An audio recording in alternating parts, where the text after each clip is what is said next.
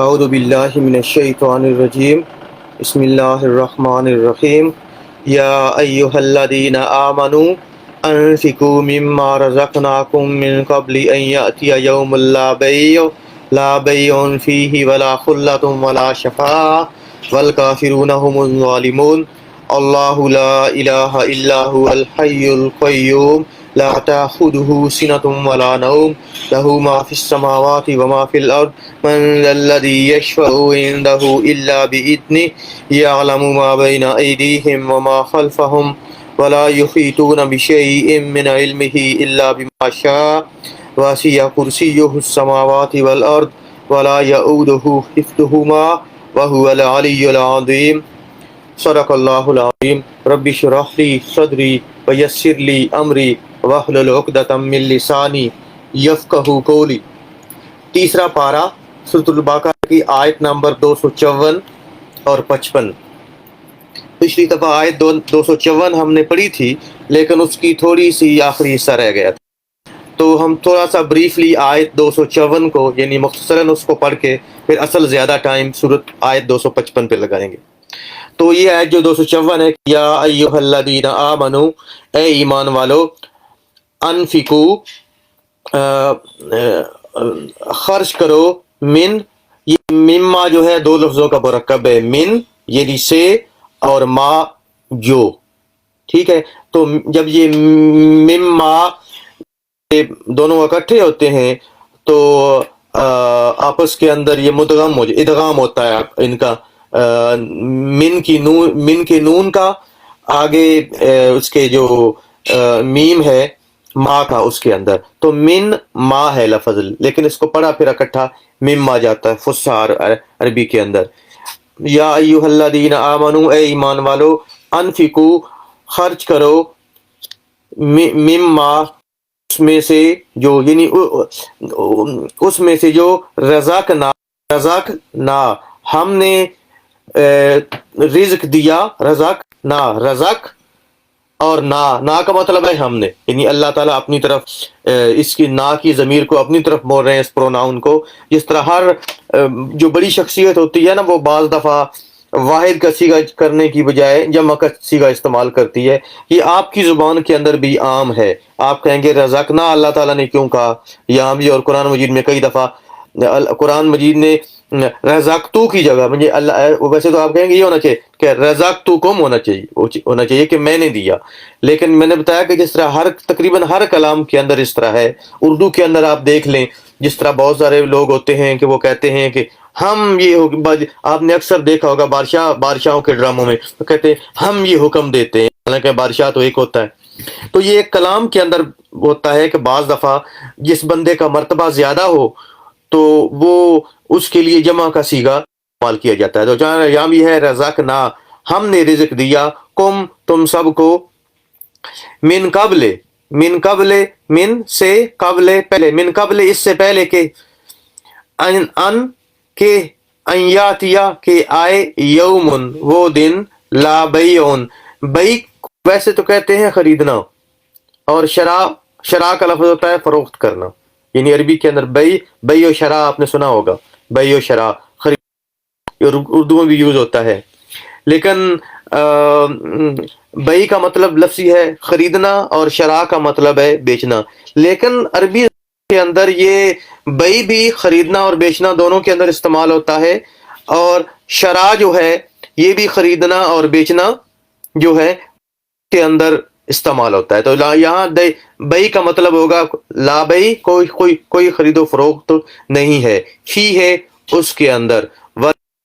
ولا خلا جسے آپ لفظ خلیل بھی آپ جانتے ہیں نا، خلا کا لفظی مطلب ہوتا ہے جو دلی دوستی ہے، جسے مودہ کہتے ہیں، مودت، انتہائی گہری اور جو پکی دوستی ہے، گاڑھی دوستی ہے، اس کو خلا کہا جاتا ہے۔ ولا خلا، اور اس کے اندر نہ کوئی دوست ہوگی، ولا شفاع، اور نہ کوئی شفاع ہوگی، والکافرون، اور جو ہے ہم وہی ہیں، الظالمون، یہ بھی ٹھیک تھا، والکافرون الظالمون، اور کافر ظالم ہے، لیکن والکافرون کا، اور کافر جو ہیں ہم وہی ہیں، الظالمون ظالم. تو مطلب یہ ہے کہ یہاں ہم درمیان میں لگا کے اس قدر زیادہ تاکید پیدا کر دی گئی کہ کلام زیادہ کر دیا کہ کافر ہی ظالم ہے. تو مطلب یہاں اس آیت کا یہ ہے کہ یا ایھا الذین آمنوا انفقوا مما رزقناکم، کہ اے ایمان والو جو رزق ہم نے تمہیں دیا ہے اس میں سے خرچ کرو، یعنی اللہ تعالیٰ کے راستے میں خرچ کرو. انفاق کا مطلب ہوتا ہے اللہ تعالیٰ کے راستے کے اندر خرچ کرنا، اور یہ نفق سے یا نفقہ کا مطلب ہوتا ہے کسی چیز کا ختم ہونا یا چلے جانا، اس سے لفظ انفاق ہے، اور انفاق کا مطلب ہوتا ہے خرچ کرنا. تو اے ایمان والو انفاق کرو، یعنی اللہ تعالیٰ کے راستے میں خرچ کرو اس رزق میں سے جو ہم نے تمہیں دیا ہے، من قبل، اس سے قبل کہ ان یاتیا، کہ آئے، یومن، وہ دن، لا بیع فیہ، جس کے اندر نہ کوئی خرید و فروخت ہے، ولا خلہ،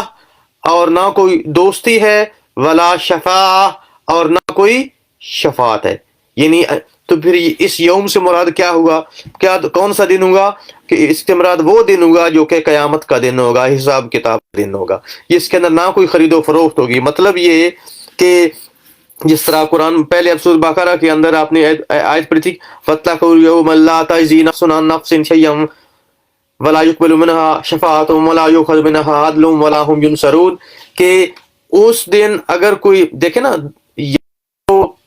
اگر آپ کو کوئی فیور خریدنی ہو، کوئی فیور لینی ہو، ویسے کام نہ بنے تو لوگ پیسے دے کے اپنی ضرورت پوری کر لیتے ہیں. میں صرف یہ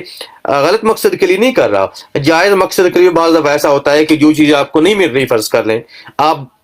پیسے دے کے، دگنے پیسے دے کے، 3 گنا پیسے دے کے، یا جتنے بھی پیسے دے کے آپ اس کو جو ہے وہ لے لیتے ہیں، جو کہ عام طور پہ چیز آپ کو نہیں مل رہی ہوتی. تو یہاں تو یہ خرید و فروخت ہے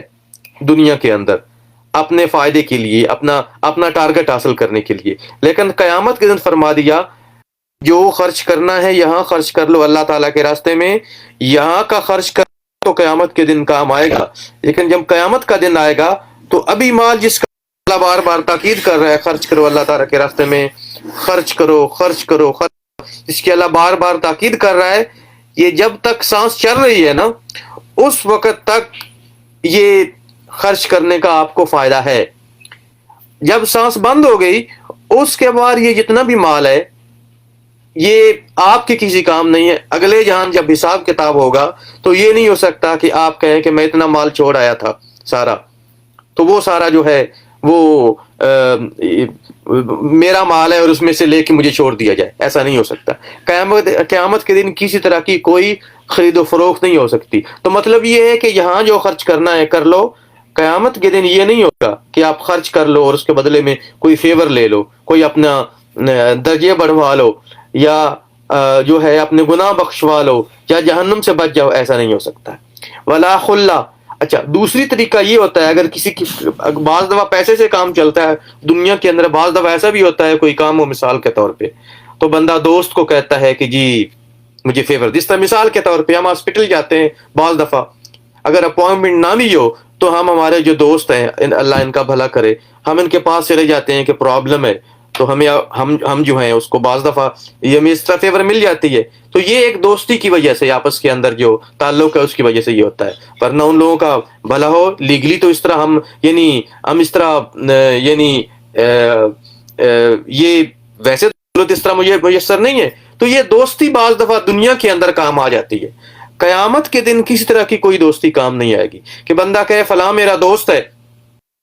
اگلے جان یہ تو پتا ہوگا فلاں بندہ دنیا کے اندر میرا دوست تھا، اس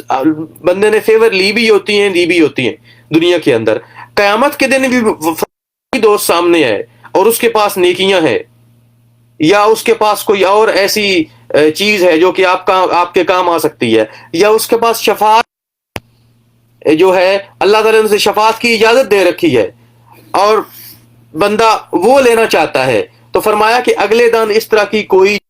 کام نہیں ہو سکتی. اور آگے شفاعت کا ذکر آ گیا، ولا شفاعہ، اور نہ شفاعت ہوگی قیامت کے دن. ٹھیک ہے، تو فرمایا کہ اس دن اے ایمان والو اللہ تعالیٰ کے دیے ہوئے رزق میں سے اللہ تعالیٰ کے راستے میں خرچ کرو اس سے قبل کہ وہ دن آ جائے کہ جس کے اندر نہ کوئی خرید و فروخت ہوگی، نہ خرید و فروخت ہے، نہ اس کے اندر کوئی دوستی ہے، اور نہ اس کے اندر کس طرح کی سفارش یا شفاعت ہے. اب یہ ایک بات یہاں واضح کر دوں کہ یہ جو شفاعت ہے نا، شفاعت کے بارے میں یہ دیکھیں نا کہ بہت ساری احادیث کے اندر یہ ہے موجود ہے. فرق کریں، رسول اللہ صلی اللہ علیہ وسلم قیامت کے دن رسول اللہ صلی اللہ علیہ وسلم کی شفاعت کے مختلف درجے ہوں گے. پہلا ایک شفاعت عامہ کا درجہ ہوگا کہ حساب قائم نہیں ہو رہا ہوگا، حشر کے سخت حالات ہوں گے، تو رسول اللہ صلی اللہ علیہ وسلم تمام انسانوں کے لیے شفاعت کریں گے کہ اللہ تعالیٰ ان کا حساب کتاب جلدی شروع کر دے. ٹھیک ہے، اور اللہ تعالیٰ حساب کتاب، یہ شفاعت عامہ جسے کہتے ہیں. پھر شفاعت خاصہ ہوگی کہ رسول اللہ صلی اللہ علیہ وسلم جو ہیں وہ مومنوں کی شفاعت کریں گے، اور کچھ ایسے مومنوں کی شفاعت ہوگی جو کہ یعنی ان کے اعمال بھی ہیں، شفاعت بھی ہوگی، وہ جہنم کے اندر جائیں گے ہی نہیں. اور پھر وہ کیسے بھی کچھ مومن ہوگے جو کہ جہنم کے اندر کسی گناہوں کی وجہ سے چلے ہوں گے، ان کی شفاعت بھی ہوگی. یہ تو رسول اللہ صلی اللہ علیہ وسلم نے جو شفاعت کرنی ہے وہ رسول اللہ صلی اللہ علیہ وسلم کی شفاعت ہے. اور اس کے علاوہ آپ کو پتہ ہے کہ باقی نیک لوگوں کے بارے میں، مثلا حافظ قرآن کے بارے میں ہے. دیکھیں حافظ قرآن، وہ حافظ قرآن، حدیث کے الفاظ سن لیں، وہ جس نے قرآن مجید محفوظ کیا، اور یہ محفوظ کرنے کے اندر صرف ذہن کے اندر محفوظ کرنا نہیں ہے، اس کو عمل کے اندر محفوظ کرنا بھی ہے، کہ قرآن مجید کو پڑھا، یاد کیا، اس کو سمجھا، اور پھر اس پر عمل کیا. یاد رکھیے گا، یہ حافظ کے لیے یہ جو 70 لوگوں کی شفاعت کی حدیث ہے نا، اس کے اندر یہ اس کا پورا تمام حدیث کو جمع کرے، اس کا مفہوم یہ ہے کہ وہ حافظ قرآن جس سے قرآن مجید یاد کیا، پھر اس کو سمجھا، اور پھر اس کے اوپر عمل کیا. یہ تینوں چیزیں اس کے اندر موجود ہے. ورنہ یاد کریں، ایک بندہ اگر فرض کرتا حافظ قرآن ہے لیکن بعمل نہیں ہے، اس قرآن کے اوپر عمل نہیں کرتا، اس کی مخالفت کرتا ہے، تو آپ یہ کہ اس کی تو اپنی شفاعت خطرے میں پڑ گئی، وہ دوسروں کی شفاعت کیا کرے گا. تو حفظ ہونا بہت بڑی سعادت ہے، لیکن اس کے ساتھ قرآن مجید کی سمجھ اور اس کے اوپر یہ عمل ہے. اور اس کے بعد رسول اللہ صلی اللہ علیہ وسلم کی حدیث شریف موجود ہے کہ ایسے 70 لوگوں کے بارے میں قیامت کے دن وہ شفاعت کرے گا جن کے لیے گناہوں کی وجہ سے جہنم کا فیصلہ ہو چکا ہوگا. اسی طرح اور بھی نیک لوگوں کے بارے میں ہے کہ اللہ تعالیٰ اگلے جہان انہیں شفاعت کی اجازت دے گا. لیکن یہ ذہن میں رکھیں کہ آگے یہ آیت الشریف کے اندر ہے کہ من ذا الذی یشفع عندہ الا باذنہ، کون ایسا ہے جو اللہ تعالیٰ کے آگے بغیر اس کی اجازت کے سفارش کر گے. تو یہ جو شفاعت ہے نا مسلمانوں کے لیے ہے، ٹھیک ہے. اور یہ جو مسلمانوں کے لیے شفاعت ہے، اس کا یاد رکھیے گا، شفاعت یہ شفاعت قہاری نہیں ہے کہ ایسے لوگوں کا اللہ کے اوپر حق بن گیا ہے کہ اب ان کا یہ حق ہے کہ وہ اللہ تعالیٰ کے آگے شفاعت کریں گے. ایسی بات نہیں ہے. اللہ تعالیٰ کے اوپر کسی مخلوق کا کوئی حق نہیں ہے، یاد رکھیے. ہاں، اللہ تعالیٰ نے ان لوگوں کو اجازت جو ہے وہ دی گی، جس طرح رسول اللہ صلی اللہ علیہ وسلم کی شفاعت کے بارے میں ہے. آپ کو پتہ ہے کہ رسول اللہ صلی اللہ علیہ وسلم قیامت کے دن اللہ تعالیٰ کے عرش کے آگے، اللہ تعالیٰ کے عرش کے آگے سجدے میں گر جائیں گے رسول اللہ صلی اللہ علیہ وسلم، اور لمبا سجدہ کریں گے. پھر حکم ہوگا کہ ارفع راسک فاشف ما تشفع، کہ اپنا سر اٹھائیے، فاشف ما تشفع، اور جو آپ شفاعت کرتے ہیں کیجئے، اللہ آپ کو اور یہ ہوگا والا سوف یعطیک ربک فترضی، اور آپ کو آپ کا رب جو ہے وہ اتنا زیادہ دے گا کہ آپ کو راضی کر دے گا. ٹھیک ہے، یعنی آخر میں رسول اللہ صلی اللہ علیہ وسلم کی شفاعت کی وجہ سے جہنم سے وہ جو مسلمان جس کے دل کے شریف کے اندر ہے، دل کے اندر رائی کے دانے کے برابر بھی ایمان ہوگا، اللہ تعالیٰ اسے جہنم سے نکال کے جنت کے اندر داخل کریں گے. تو یہ بھی دیکھیں، رسول اللہ صلی اللہ علیہ وسلم کا طویل سجدہ اور پھر اللہ تعالیٰ کی اجازت،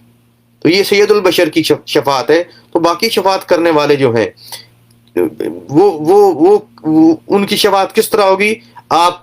تصور کر لیں. اور باقی شفاعت کرنے والوں کا مرتبہ رسول اللہ صلی اللہ علیہ وسلم زیادہ تو نہیں ہو سکتا، کسی بھی ولی کا، کسی بھی نیک آدمی کا، کسی بھی بزرگ کا، کسی بھی عابد کا، کسی بھی زاہد کا. تو شفاعت ہے نیک لوگوں کی، لیکن وہ ساری شفاعت اللہ تعالیٰ کی اجازت کے ساتھ مشروط ہے، کنڈیشنل ہے. اللہ تعالیٰ جس کی اجازت دیں گے، من ذا الذی یشفع عندہ الا باذنہ، اس کی وہ شفاعت کریں گے.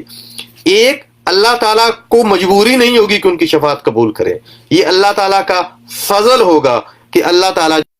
کی شفاعت قبول کریں گے، اور اس کے لیے رولز اینڈ ریگولیشنز ہیں. جس طرح فرض کریں ایمان شرط ہے، ایمان کے بغیر کسی کی کوئی شفاعت نہیں ہوگی، اور یہی یا مطلب ہے کہ ولا شفاء من قبل ان یاتی یوم لا بیع فیہ ولا خلۃ ولا شفاء، کہ اس دن سے پہلے خرچ کرو جس دن سے پہلے نہ کوئی خرید و فروخت ہوگی، نہ کوئی دوستی ہوگی، اور نہ شفاعت ہوگی. شفاعت کس کی نہیں ہوگی؟ کافر کی نہیں ہوگی. اس لیے آگے فرمایا والکافرون ظالمون، کہ وہ جو کافر تو ہیں ہی ظالم، یعنی کافر تو ہیں ہی ظلم کرنے والے. یعنی کافر کا ظلم سب سے بڑا کیا ہے؟ کہ وہ ذات جس نے اس کو پیدا کیا ہے، اور وہ ذات جو اس کی زندگی کے ایک ایک لمحے کے لیے اس کو سب کچھ مہیا کر رہی ہے، اسے اس کا شعور نہیں ہے تو ایک اور بات ہے، لیکن کافر کو پیدا کرنا اور پھر یہ ایک اس کی زندگی کا ایک ایک سانس، اس کی زندگی کا، یعنی آپ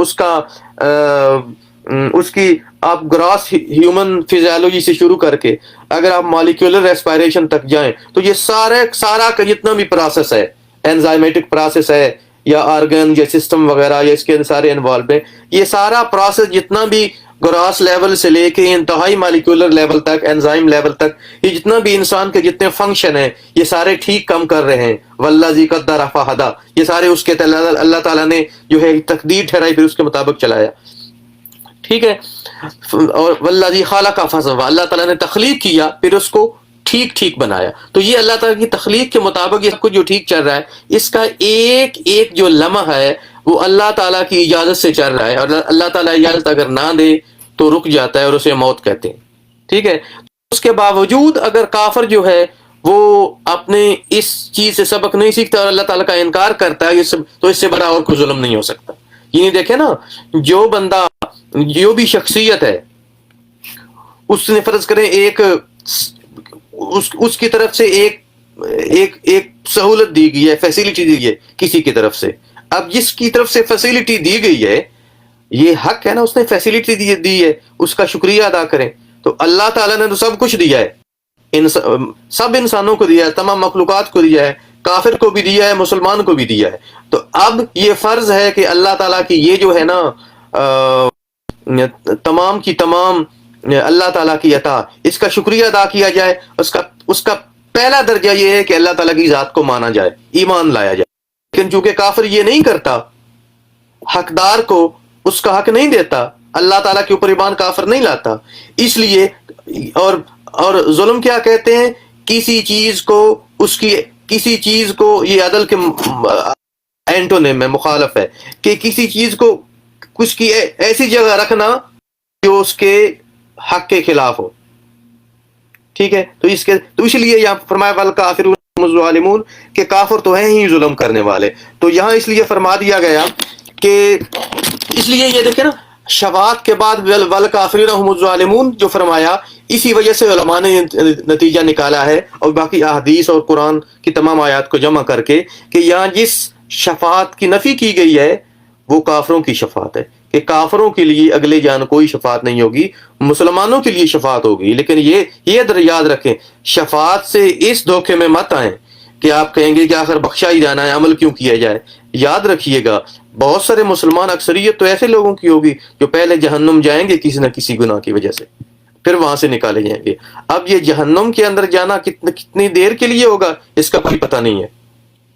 بعض تو ایسے ہوں گے، حدیث شریف کے اندر آتا ہے وہ جلوس گئے ہوں گے، کالے ہوں گے، ہو گئے ہوں گے وہ جہنم کے اندر، پھر انہیں وہاں سے نکال کے انہیں جنت کے اندر ڈالا جائے گا. پھر جنت کے اندر جا کے بھی پہلے ان کا لقب جہنمی ہوگا، پھر جنت کے اندر انہیں جنت کے چشموں کے اندر غسل دیا جائے گا، پھر ان کی وہ جہنم کی جلس کم ہوگی. دیکھیں یہ سارا ہے. اب آپ یہ کہیں کہ یہ کوئی بندہ اگر یہ کہے کہ مجھے آخر کار بخشا تو جانا ہے، شفاعت تو تمام مسلمانوں کے لیے ہے، تو میں عمل نہیں کرتا. جس طرح مجھے ایک دفعہ ہمارے ایک دوست تھے ہمارے علاقے سے، تو وہ کہتے تھے کہ ہمارا ایک نوکر ہے، ہمارے پتہ پنجاب کے اندر گاؤں کے اندر زمینوں پہ کام کرتے ہیں، انہیں کہتے ہیں مسلم شیخ، مسلی بھی کہتے ہیں پنجابی کے اندر. تو کہتے ہیں کہ ہمارا ایک مسلی تھا، وہ کہتا تھا کہ اللہ تعالیٰ نے سزا سب کو دینی ہے، ٹھیک ہے، یعنی وہ اپنی زبان میں کہتے تھے اللہ تعالیٰ نے 4 جوتے اگلے جان سب کو مارنے ہیں، زیادہ تر خلقت کو، تو ہمیں 4 نہیں 8 لگ جائیں گے۔ اب یہ وہ غلط نظریہ ہے کہ جناب سزا جو اکثر کو مل تو مجھے بھی تھوڑی سی زیادہ مل جائے گی، نہیں، یاد رکھیے گا قرآن مجید بخاری شریف کی ایک حدیث ہے کہ رسول اللہ صلی اللہ علیہ وسلم نے فرمایا کہ عذب یوم القیامہ، کہ قیامت کے دن جس سے عذاب مانگ لیا گیا عذب یوم القیامہ، تو یہ ذہن تو رکھیں اسے عذاب دے دیا گیا۔ کہ عمل آپ ایسے کریں کہ اگلے جہان اللہ تعالیٰ کوئی ایسے عمل کریں، ڈھونڈیں ایسے عمل کون سے ہوتے ہیں کریں کہ اگلے جان اللہ تعالیٰ حساب کتاب ہی نہ لے ان عملوں کی وجہ سے۔ کیوں؟ اس نے حساب مانگ لیا تو پھر بڑی مشکل ہو جائے گی، اور جہنم کے اندر جانا آسان نہیں ہے، یاد رکھیے گا۔ اس لیے کہ اس کی حدیث شریف کے اندر کہ جہنم میں سے ایک رائی کے دانے کے برابر آگ اگر دنیا کے اندر آ جائے تو دنیا کے یہ جو پہاڑ ہیں یہ جو ہے نا، یہ ویپرز بن کے، بخارات بن کے اڑ جائیں۔ یہ کہنا کہ جہنم کی آگ جو ہے یہ آخر کر سفارش تو ہونی ہے، تو عمل میں اتنی بہت زیادہ، کیونکہ ایسے عمل کریں کہ اللہ تعالیٰ جو ہے وہ بغیر حساب کتاب کے، اللہ تعالیٰ حساب کتاب نہ لے۔ اور اس کا سب سے بڑا طریقہ یہ ہے کہ انفقوا مما رزقناکم من قبل ان یاتی یوم لا بیع فیہ ولا خلۃ ولا شفاعہ، کہ اللہ کے راستے میں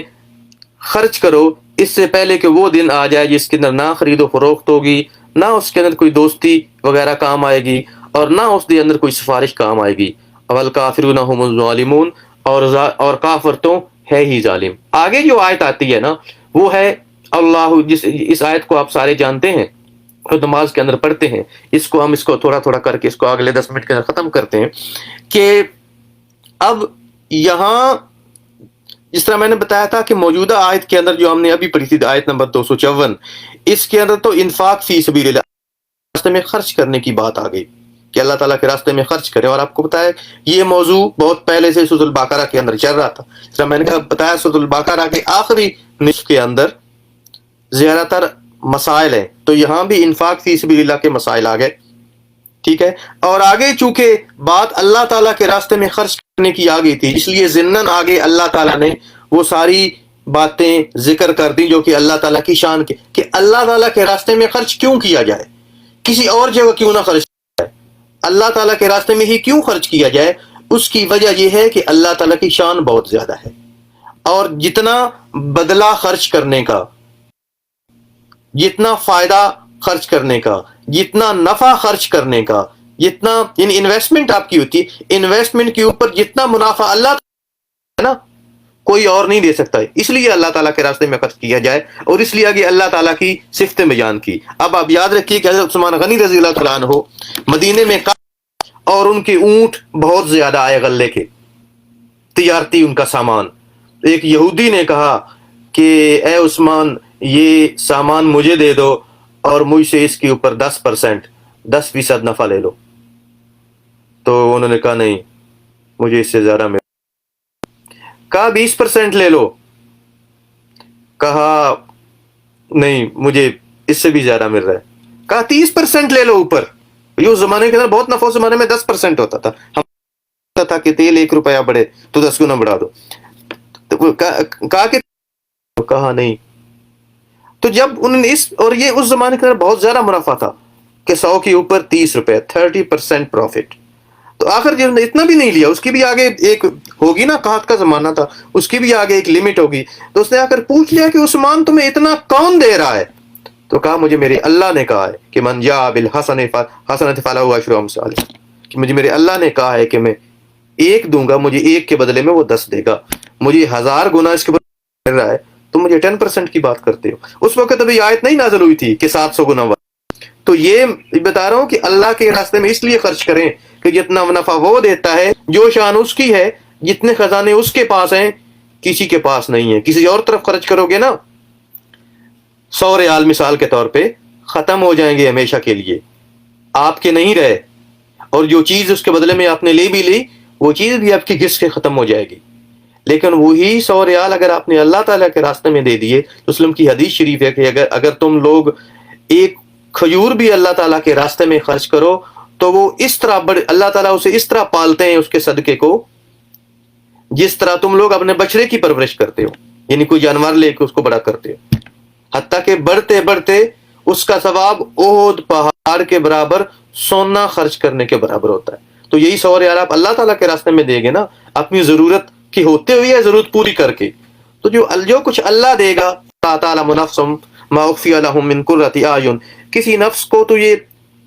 پتہ ہی نہیں ہے کہ اللہ تعالیٰ نے اس کی آنکھوں کی ٹھنڈک کے لیے کیا کچھ تیار کر رکھا ہے۔ اس لیے اللہ تعالیٰ نے اپنی شان کے مطابق آگے آیت میں فرمایا اللہ وہ ذات ہے لا الہ الا ہو، اس کے سوا کوئی الہ نہیں ہے۔ الہ کی تفسیر ہم بہت پہلے کر چکے ہیں۔ الہ کا مطلب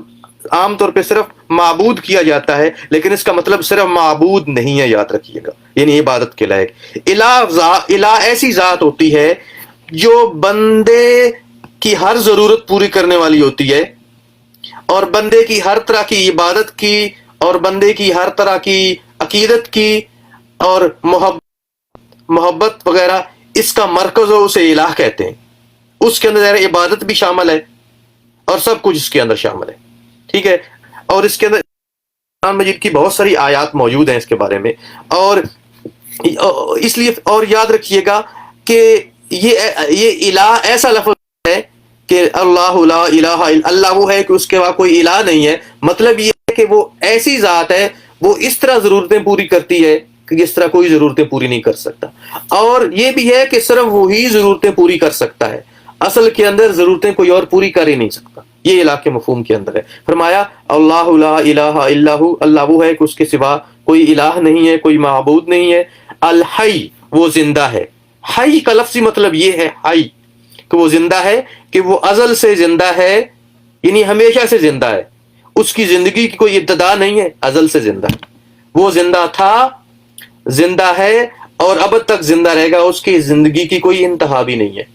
ہماری طرح اس کی زندگی نہیں ہے جو کہ حادث ہے، یعنی جو کہ وقوع پذیر ہوئی ہے۔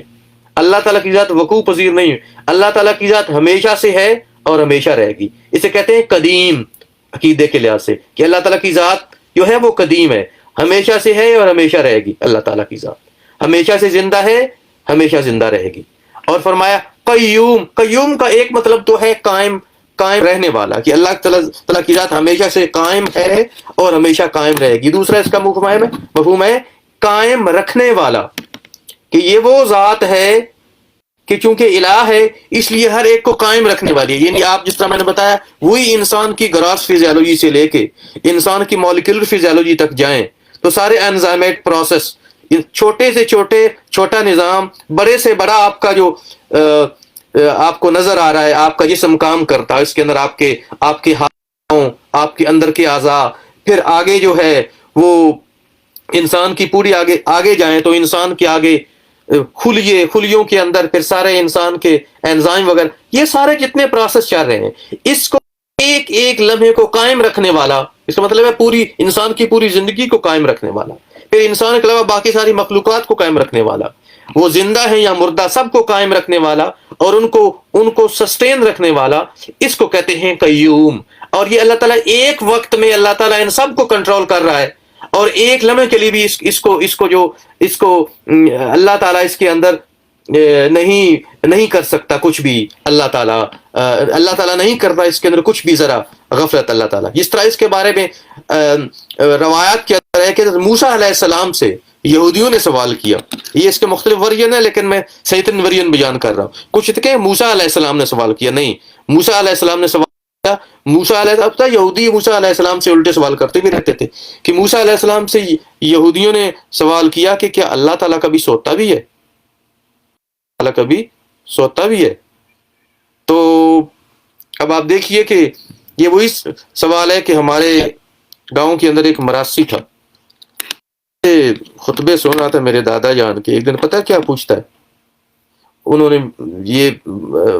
فرمایا ہوگا نا کہ اللہ تعالیٰ نے سب کو پیدا کیا وغیرہ، کہتا ہے کہ یہ بتائیں کہ اللہ تعالیٰ کو کیا؟ تو میں نے کہا کہ یہودی جو ہے نا، انہوں نے بھی اس طرح سوال کیا کہ موسیٰ علیہ السلام سے کہ یہ بتائیں کہ اللہ تعالیٰ کبھی سوتا بھی ہے۔ اب اللہ تعالیٰ نے مثال بنانی تھی تو کہا کہ موسیٰ علیہ السلام کو حکم دیا کہ 2 بوتلیں لے کے کھڑے ہو جاؤ دونوں ہاتھوں کے اندر، سونا بالکل نہیں ہے، اور فرشتوں کو حکم دیا سونے لگے انہیں جو ہے نا وہ، تو وہ موسیٰ علیہ السلام دونوں بوتلیں لے کے کھڑے ہو گئے، کھڑے رہے، جب نیند کا وقت ہوا تو نیند آنے لگی لیکن اپنے آپ کو کنٹرول کیا۔ اب کہتے ہیں ایک دن کھڑے رہے، 2 دن کھڑے رہے، تیسرے دن تھوڑی دیر کے لیے کیا ہوا کہ ایسے تھوڑی سی ہوں گے لیکن آپ کو سنبھال لیا۔ دیکھیں نا انسان ہے نا، کتنا ذرا انسان کتنا جاگ سکتا ہے، 72 آورس۔ تو ایسے لگے تو بوتلیں ایک دوسرے سے لگیں اور ٹوٹ گئیں۔ تو اس کے اندر جواب آ گیا، اگر اللہ تعالیٰ سوتا ہوتا نا یہ زمین و آسمان کیٹ سسٹم۔ اب آپ دیکھیں آپ کو جو ناسا کی نئی دوربینیں وغیرہ ہیں وہ کیا کچھ جیمز یا وغیرہ اس طرح کیا کچھ دکھا رہی ہیں کائنات کے اندر کا، کائنات کس طرح کی ہے۔ اگر اللہ تعالیٰ اس سسٹم سے ایک سمے کے لیے بھی غافل ہو تو یہ سسٹم قائم نہ رہے۔ فرمایا الحی وہ زندہ ہے، القیوم سب کو سنبھالنے والا ہے، لا تاخذہ نہیں اسے پکڑتی سینہ اونگ، ولا نوم اور نہ نیند۔ اونگ کسے کہتے ہیں؟ نوم کہتے ہیں جب آپ فزیکلی سو جائیں۔ سینہ وہ ہوتی ہے کہ انسان کا دماغ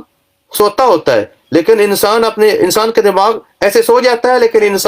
ایسے ہی انسان کو ایسے تھوڑی دیر کے لیے ایسے ہوتا ہے، جسے ہم اپنے اردو میں اونگ کہتے ہیں، تھوڑی دیر کے لیے۔